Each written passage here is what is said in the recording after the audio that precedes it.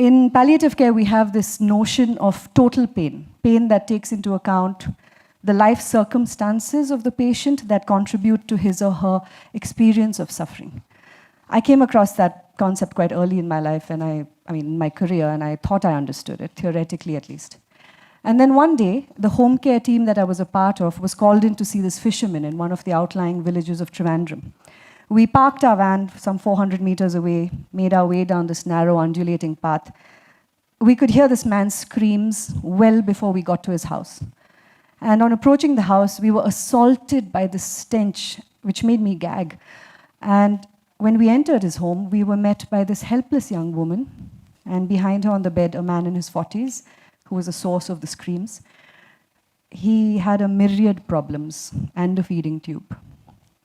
And on closer examination, we found that he also had a bowel obstruction that was not allowing him to pass what his wife was so diligently feeding him because she didn't know what else to do to look after him. And as a result, he was regurgitating his own waste. It was awful. Anyway, he was cleaned up, analgesics and other medication were administered, but no matter what we did, his pain would not fall below 6 on the pain scale, which is essentially a scale of 1 to 10, 10 being the highest, where we ask people to score their subjective pain. So finally, this benevolent and wise doctor that I have the absolute privilege of calling my mentor, he took this man's hand in his own, and he asked him, he said, "What's your biggest concern right now? What is bothering you?" What an odd question, I thought. I mean, the pain, the humiliation, the despair, and just the misery of everything that he was experiencing. I mean, the answer was glaringly obvious to me.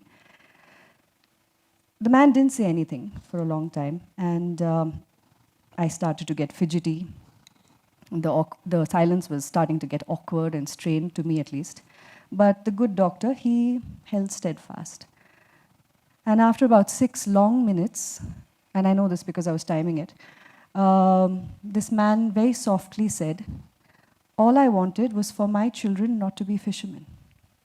And now they're going to be just that." He knew he was dying, and he knew that his wife would not be able to support the children on her own, and this one fact was causing him far more agony than anything else that he was going through. So one of the things we strive to do in our program is to undertake the educational needs of children from disease-ravaged families that can no longer afford to send them to school. But this process takes about a week from when the child has been identified. In this case, however, we sped up the processes. Donors were found, pledges were made, documents were signed, all to see these 2 children, aged 8 and 10, through to college. We returned to the fisherman's house the next morning, and he was asked what his pain was. Still 6, he said. He was then shown the documents, and he was told, "It is done. Your children will not be fishermen." The transformation on that man's face was magical. And once he had digested that information, he was very gently asked one more time, "What is your pain now?" 1. He died 3 days later, pain-free. And that, my friends, is total pain. And that was when I truly learned my first lesson in being still and allowing